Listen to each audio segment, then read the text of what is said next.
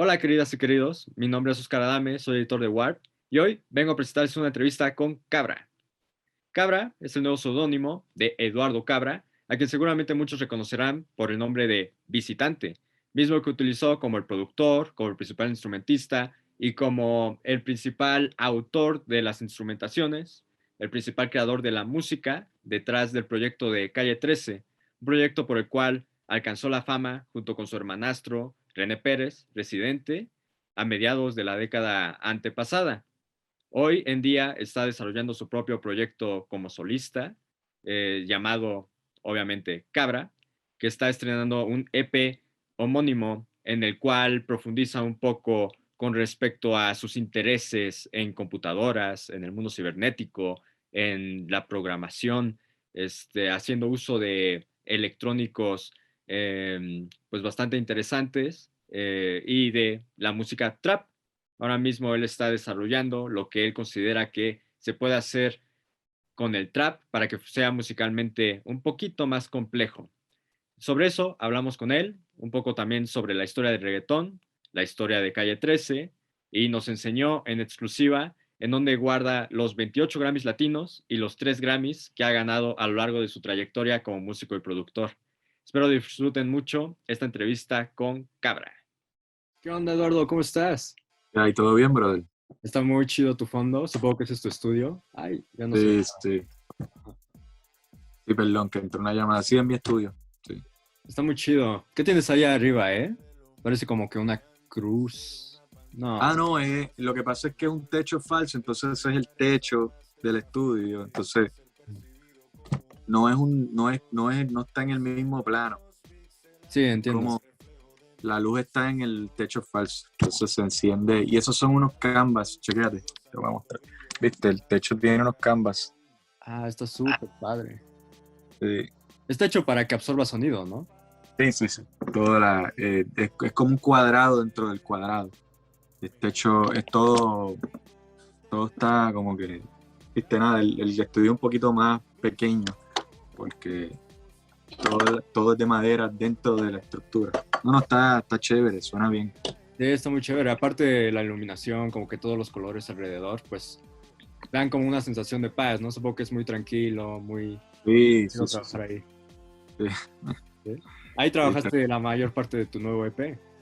No, de hecho, este estudio yo lo empecé a trabajar desde Entre los que quieran, ya estaba haciendo cosas acá, Ya tiene un buen rato entonces. de Calle 13, y después Multiviral se hizo 90%, 95% del disco se trabajó acá. Este, y bueno, y las producciones que hago, que he hecho en los últimos años, todas mueren aquí. El disco de Caja de Música de Messier Perine se hizo casi todo aquí también. Todo Sí. ahí. Entonces ya tienes su historia. Ya deberías de tener tus discos ahí pegados de platino y demás. Todo lo que se ha hecho en este estudio.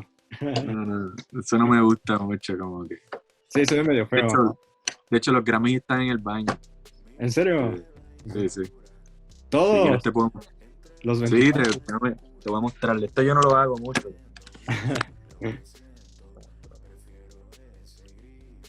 Qué locura.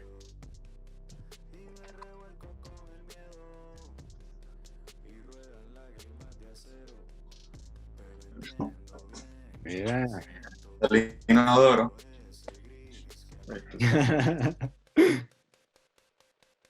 No, pues son demasiados Grammys. Pero como que ahí sí les dan como que un toque como steampunkoso, ¿no? Justamente como que combina muy bien. Sí, sí, sí. Pero nada, eso no, eso es como un secreto. La gente de los Grammys, una vez lo dije en una entrevista de los Grammys y la editaron. ¿En serio? Ah, Sí, sí. Pero ellos son amigos, ellos son buena gente, ellos son sí, nada, chéveres. no es como que orines en ellos como Kanye West ni nada por el estilo. Claro, claro. Están ahí, están chéveres. Sorprende, es como un contraste también de que También estén sí, en el baño. Sí. bueno, yo he hablado mucho con varios artistas que también tienen varios Grammys y normalmente lo que dicen es como que pues, no puedes estarlos viendo todo el tiempo, ¿no? O sea, es algo que recolectas, pero no es un fin, no es un objetivo, ¿no? Tú tienes que seguirle. No, claro que no. Además hay proyectos cabrones que ninguno se ha ganado un Grammy. Por ejemplo, Zeppelin, Queen, Bob Marley. Ninguno se gana un Grammy y todavía es referente Claro. de la música actual, tú sabes, como que no. Está chévere que te reconozcan, cabrón, tú sabes, es una alegría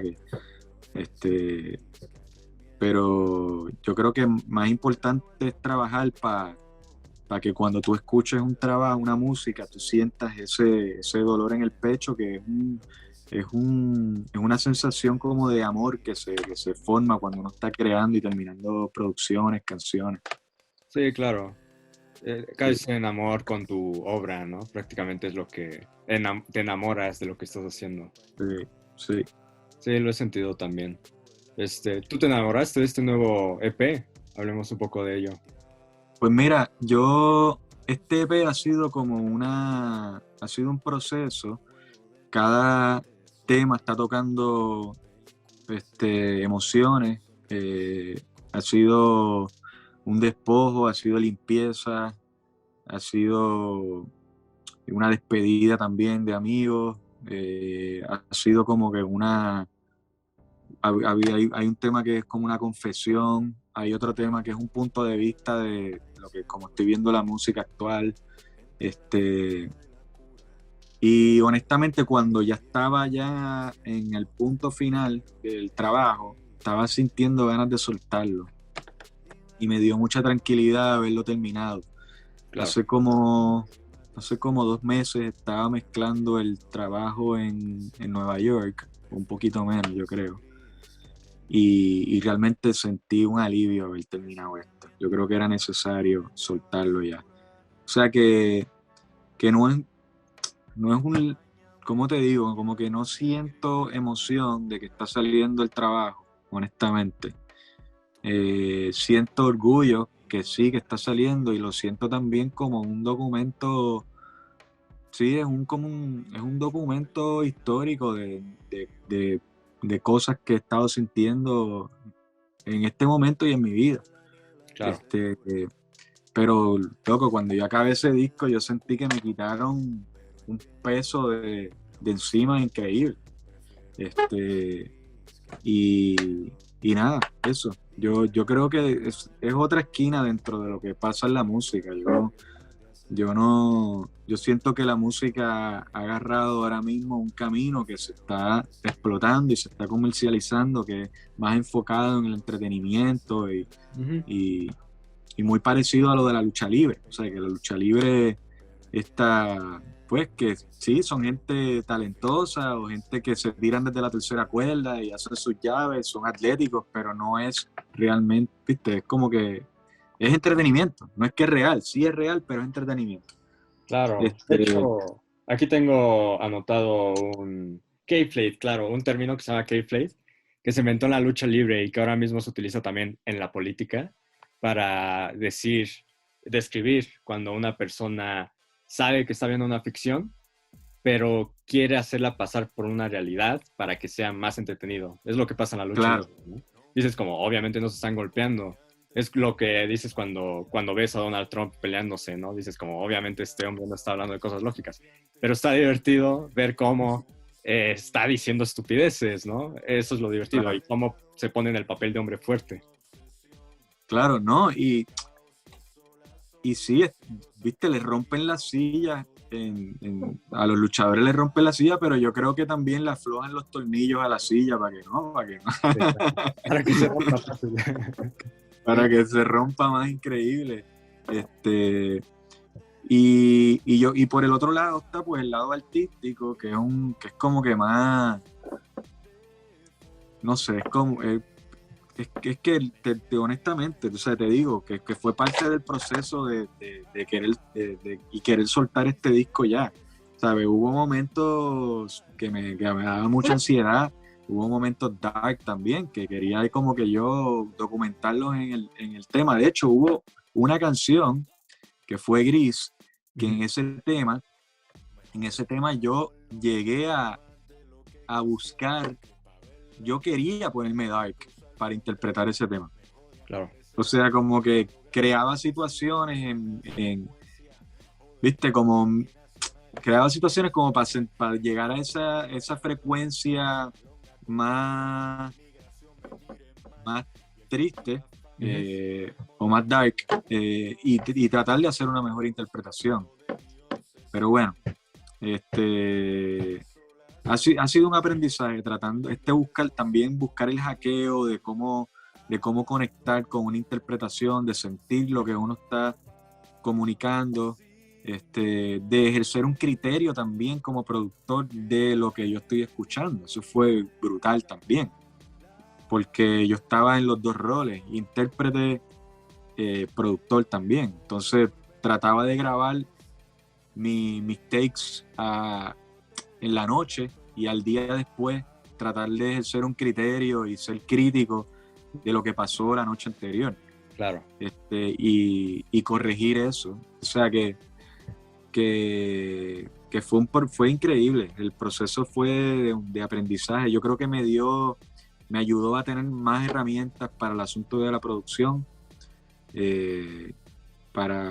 Porque, viste, en producción llevo años dedicado full a la producción y la colaboración con otra gente, que es algo que me encanta hacer y yo creo que esto me ha dado más herramientas. Está muy interesante que hablaste justamente de las vocales, porque justamente una de las cosas que me quedé pensando al escuchar tu EP en las vocales es que obviamente están muy bien trabajadas y que va totalmente de acuerdo con lo que va más o menos el EP, como esta, pues sí, onda como cyberpunk, como de tecnología todavía, como todavía retomando elementos de trending topics. Pero al mismo tiempo, o sea, tu voz sí está modificada, ¿no? Y sí está como que muy trabajada desde el escritorio. Supongo que una de las razones por las cuales está trabajada en escritorio, aparte del motivo artístico y discursivo del proyecto, es pues esa misma autocrítica, ¿no? Que estabas realizando con respecto a tu interpretación.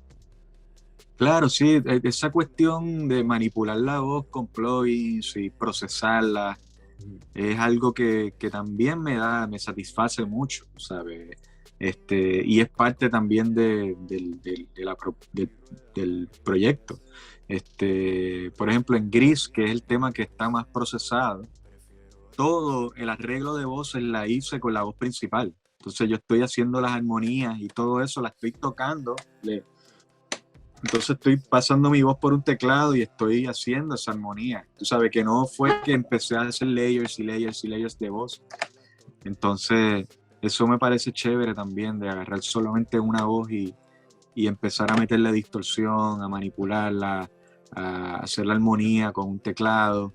Y bueno, me divierte un montón también. Claro.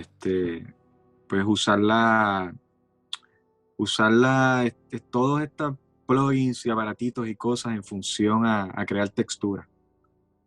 Sí, aparte, si te limitas como en la cantidad de recursos que tienes, pues es más fácil experimentar, ¿no? Porque tienes menos cosas de dónde agarrar y más cosas que hacer con ese mismo objeto.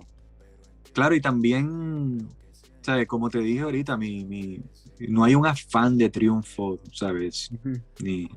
Yo sé que yo no soy cantante, estoy tratando de interpretar una pieza dentro de mis posibilidades y me gusta pues manipular y joder con mi voz, es algo que me gusta, así que simplemente estoy haciendo eso porque parte de que no hay un afán de querer cantar increíble ni nada. Sí, es más, pues esto es más un proyecto personal, tal cual, por eso agarraste tu nombre, en parte. Sí, Supongo que esa es la razón también como principal por la cual puedes decir que no estás emocionado, pero más bien como liberado de entregar este disco, ¿no? Porque más que ser algo que crees que pueda como que tener un impacto muy grande o algo por el estilo dentro de la industria, es más bien una representación de ti, ¿no? Que necesitabas sacar y eso es todo. claro, claro.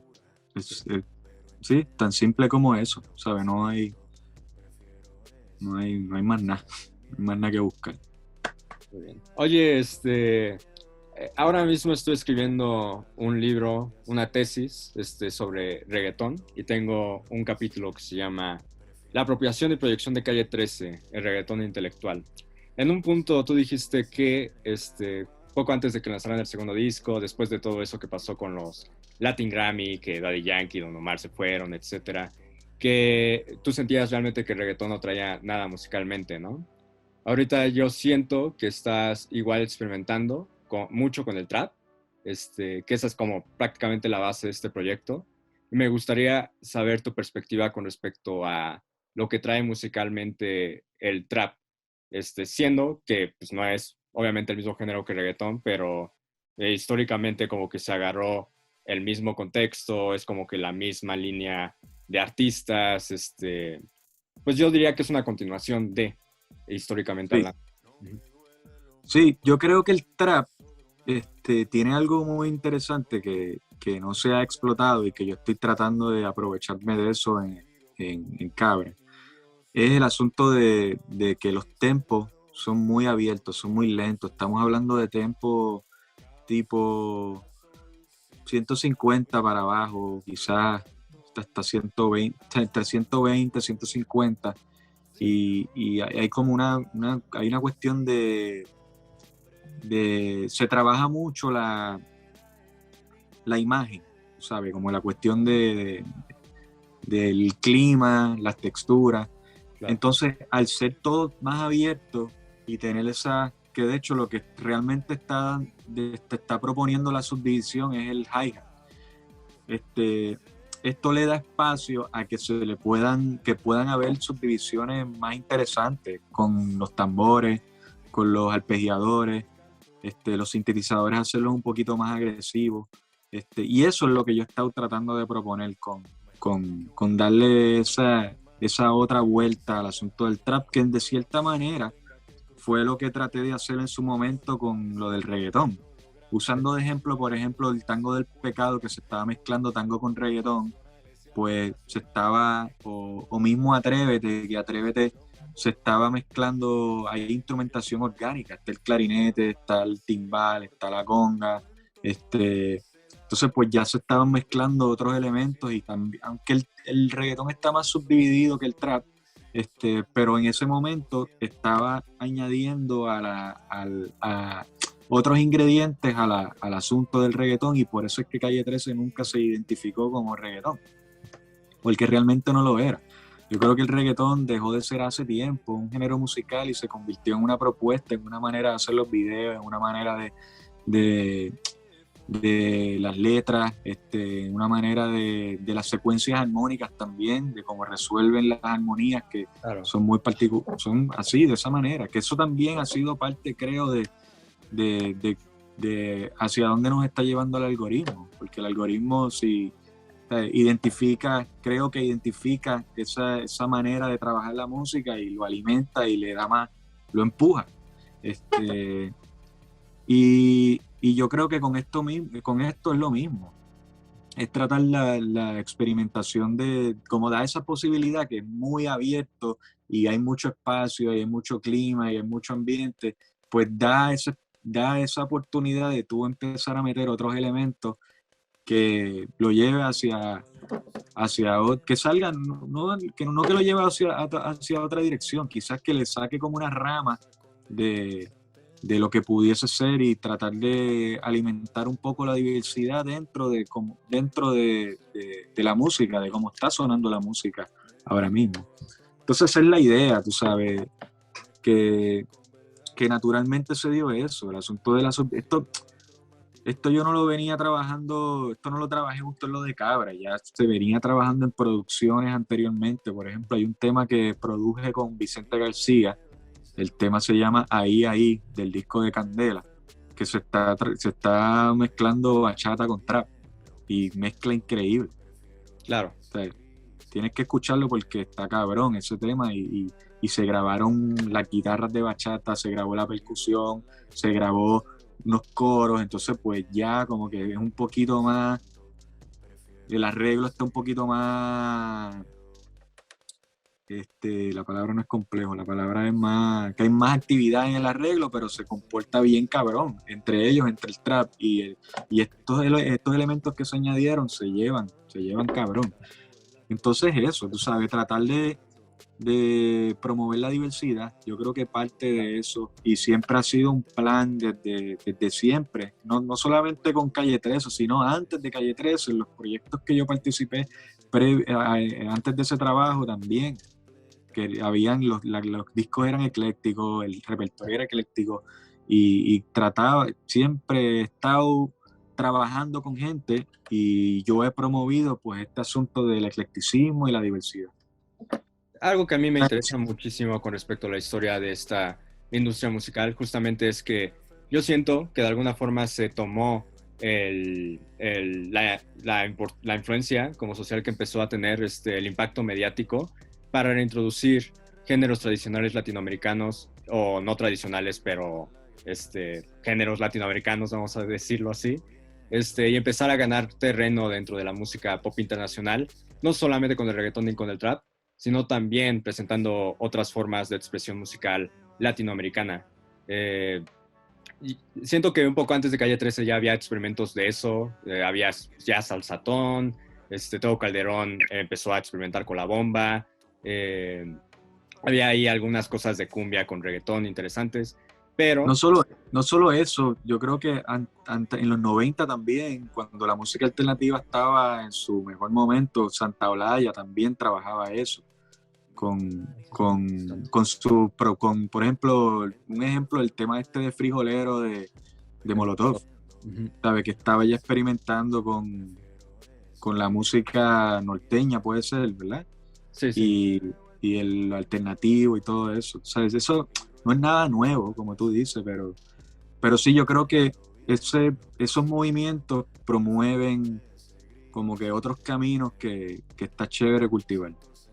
A mí como que igual, en cuestión a su discurso, sobre todo tú también como independentista de Puerto Rico, entiendo que tal vez la música, tal vez los álbumes, no solamente en la cuestión lírica, sino también musical, pudieron lograr, o más bien lograron, como un rechazo al anglocentrismo, al eurocentrismo, para reintroducir un tipo de orgullo hacia la latinidad con su música. ¿Tú lo considerarías? Que esa fue una de Sí, las objetivos. sí, puede ser, y es una búsqueda también de identidad, y también de la influencia pues, que tenemos de los anglos, Claro. ¿sabes? ¿Sabes? No es rechazar los anglos, quizás es hacerlo parte también del lado musical, es, tra- sí, es tratar de eso, de esa búsqueda de identidad sin complejos y, y eso, tú sabes, yo prefiero, bueno, yo prefiero, no, yo me siento más cómodo trabajando canciones y proyectos o discos eclécticos que tratar de hacer que suene una canción como The Weeknd o Bruno Mars, ¿sabes? Como que de repente venga alguien a decirme, yo quiero sonar como esto exactamente, y yo como que, tú sabes, entonces, pero, o sea, a mí me gusta y volviendo a decir más o menos, pero lo mismo, pero con otras palabras, a mí me gusta que las personas con quien estoy trabajando el asunto de la producción agarren elementos en los que ellos se han rodeado durante su vida y que esos elementos que quizás fueron música de fondo de su niñez, pues, pues los representen en una canción y yo estoy seguro que se van a sentir más cómodos cantando ese tipo de proyecto ecléctico que agarre elementos de diferentes momentos de su vida, incluyendo la música actual con la que ellos quizás están escuchando en ese momento, a que quieran hacer algo exactamente igual, con una producción exactamente igual a como alguien anglo que le está yendo increíble. O sea, va a quedar como un copiete, ¿sabes? Naturalmente, hasta la misma gente se da cuenta, como que, pero eso es igual, se parece a esto. Claro. A veces a mí también me choca cuando me quieren describir un proyecto. No, eso es como esto con esto. Eso es como, no sé, dicen dos ejemplos de cosas random y me confunde. Es que no voy a decir el nombre del artista porque después, pero a veces eso es como Beyoncé con Shakira. Entonces, como que, ok. Es bien heavy eso también, el asunto de los géneros, de la subdivisión, de que también ahora todos los playlists, pues claramente es una manera de poder explotar más la industria, pero sí, es bien complicado, tú sabes, recuerdo que a Calle 13 se le hizo bien complicado que entendieran la propuesta al principio. Recuerdo que la primera vez que tocamos en México nos tiraron en el Vive Latino, ¿no? Porque decían que éramos reggaetón y realmente nosotros no nos identificábamos como un proyecto de reggaetón. Era como, como lo que te como lo que te dije ahorita, que el reggaetón yo creo que es más que un género, es una manera de proponer todo, los videos, las letras, la secuencia armónica, la producción, todo eso como que pero sí utilizamos pues pero sí no era reggaetón, quizás Calle 13 definitivo no era reggaetón, pero sí estamos claros de que era un proyecto urbano. Claro. Entonces pues ahí va la cosa con ese proyecto que ahora se está diferenciando con él. En estas premiaciones y todo esto pues le están dando su lugar al reggaetón. Ya, ustedes, bueno, obviamente no eran reggaetón, pero sí fueron uno de los primeros grupos urbanos, o el único grupo urbano que realmente fue reconocido de tal forma, ¿no? Literalmente. Sí, puede ser, hay que chequear los datos, pero Hablando un poco, o sea, me queda claro que ustedes no se consideraban reggaetón, pero me estás diciendo que discursivamente, que en la cuestión de hacer los videos, que la cuestión de los armónicos, o sea, fuera de lo musical, sí estaban influenciados en el reggaetón y por eso se podría decir de que la gente los empezó a categorizar de tal forma. A mí me llama como que mucho la atención su historia, sobre todo por su posición política, sociopolítica y con su visión obviamente independentista, de hablar de Latinoamérica, etcétera. Porque la historia del reggaetón habla de, bueno, desde el underground, es pues un movimiento musical que surgió de las calles, que empezó a tomar dominancia dentro del mercado de Puerto Rico, pese a la mano dura contra el crimen, pese a los clasismos inherentes a la sociedad. Yo quiero saber si hubo también, si parte de esa historia fue lo que hizo que a ustedes les llamara la atención en un inicio el género y estar dentro del movimiento de alguna forma.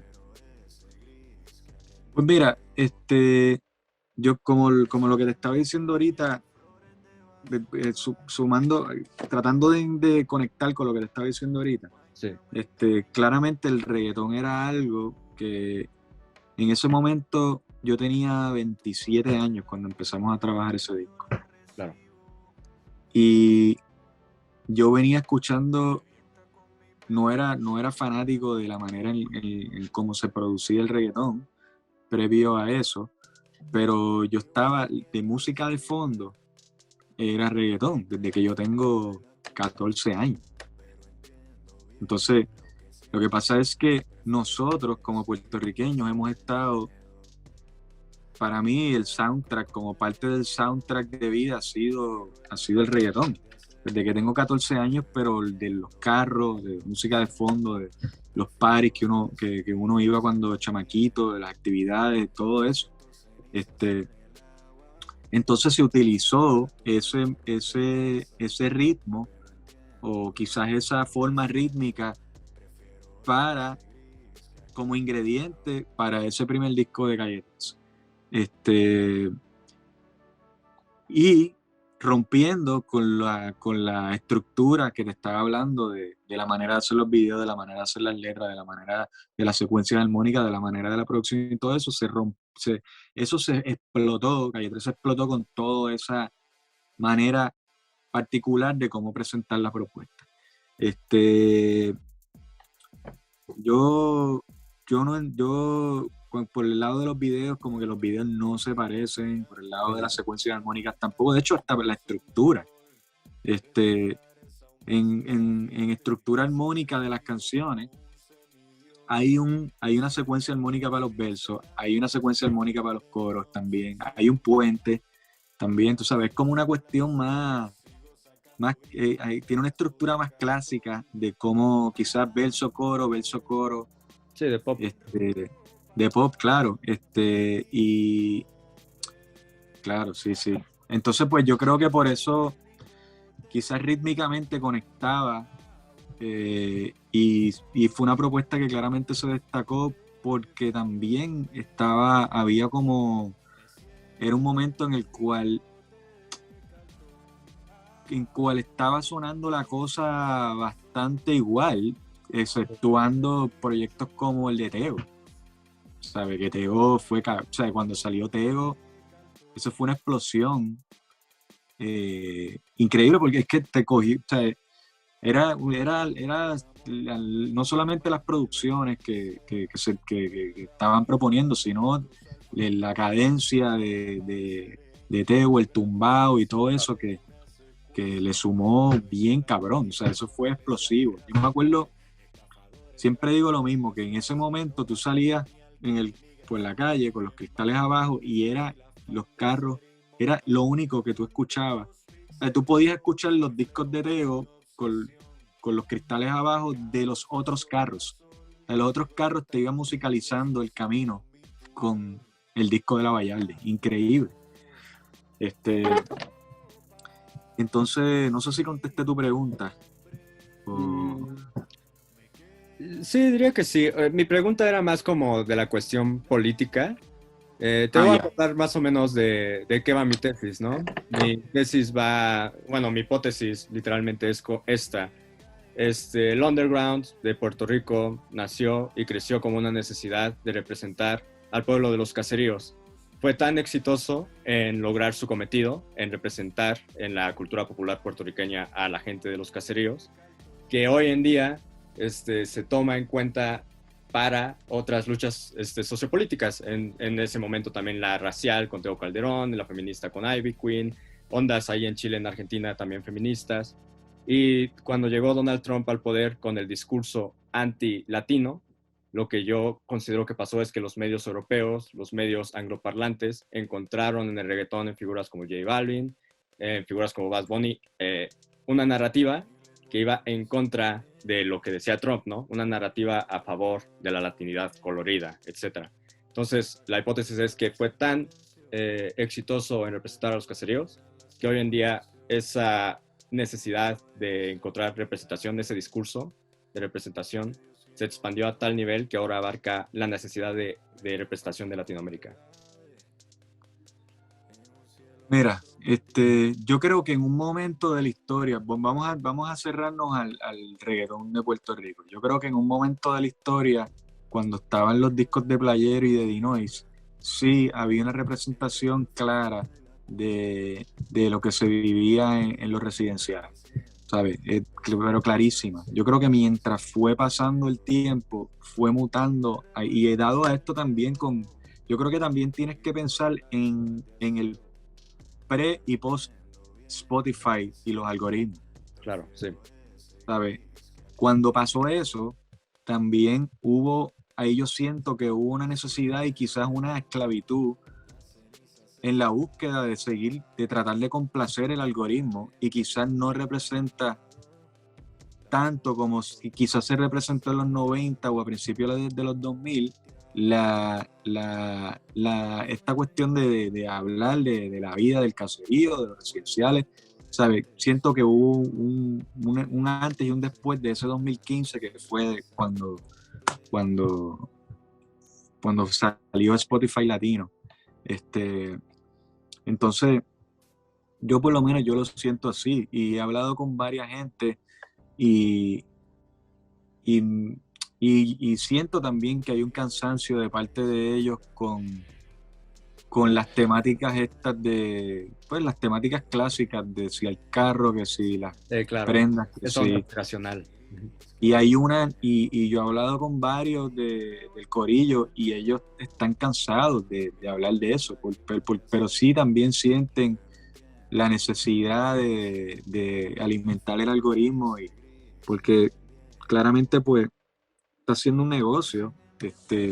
Si te va bien en la música, pues se está explotando bien, ¿sabes? Entonces, nada, como que yo creo, como parte de Calle 13, yo creo que ese proyecto trataba de conectar, y mi hermano era el que estaba encargado de las letras, trataba de conectar con la cotidianidad, también con las, con los temas que quizás le preocupaban o él sentía que le preocupaba a lo que se estaba viviendo, a lo que él está viviendo alrededor. Se usó como plataforma también para manifestar esto, también para conectar con gente que tenía, pues, que tenía más, que necesitaba más visibilidad. Pero también no siento que todas las propuestas, tú diste unos ejemplos ahí que claramente también lo han también utilizado su carrera. Perdón, Sí, que no te me entró una preocupes. llamada. Que tuviste unos ejemplos ahí de gente que ha estado utilizando su carrera también para empujar otra perspectiva y para denunciar cosas, o cosas que les molestan a ellos o les molesta a la sociedad. Pero también yo creo que no sé si la mayoría, no sé si es una tendencia de hacerlo. Sí, creo que creo que pudiese haber más actividad con respecto a eso, a la denuncia política o lo que le aqueja a la gente. Y quizás también, no sé si, ahora me estoy como que aventurando a decir puede que esté diciendo cualquier cosa, pero a veces siento que el tomar postura a mucha gente puede pensar de que vaya a afectar su popularidad o su algoritmo, o sus views o sus likes, tú sabes, ya que eso ahora mismo es una mina de oro, lo que están cultivando y lo que está moviendo mucha gente. Es interesante que estemos hablando tanto como de igual de sistemas computacionales, porque en parte tu proyecto va sobre eso, ¿no? Hablar de sistemas, de computadoras, de píxeles. Sé que tú estudiaste algo relacionado a los sistemas, ¿no? Y yo estudié programación de computadora en la universidad. Sí. ¿Crees que estás influenciado ahorita como temáticamente con el hecho de que estudiaste sistemas de programación que diga? Total, Total. total, Uh-huh. Es algo total. No que... solo eso, Uh-huh. no solo eso, estoy documentando y estoy creando música en una computadora también. ¿Sabes? Todo al final está pasando por ahí. Sí. Y cuando trabajas en una computadora, música, no puedes como sacarte de la cabeza la idea de que a final de cuentas estás programando.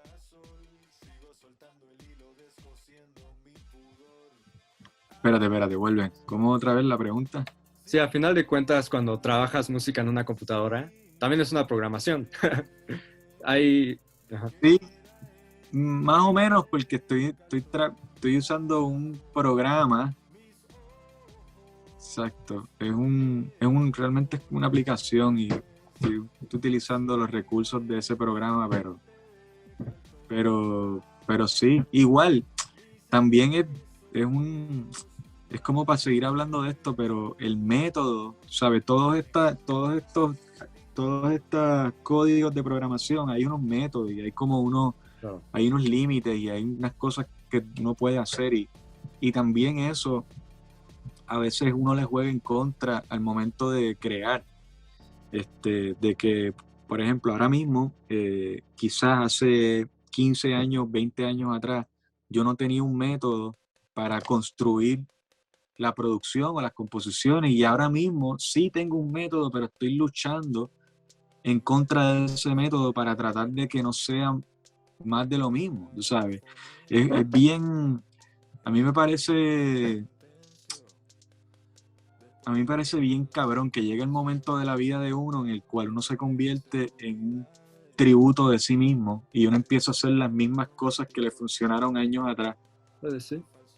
Entonces, es luchar en contra de esa imagen de tributo o una banda cover de sí mismo. Y quizás al principio no tenía método y era más lanzado a hacer cosas, y ahora mismo estoy luchando en contra de ese método para hacer cosas más, para lanzarme y hacer cosas más, es que estoy tratando de hacer cosas más de eso, más que la palabra, no quería usar avant-garde, pero la usé la palabra, como que más interesante es la palabra. Estás luchando contra tu propia programación.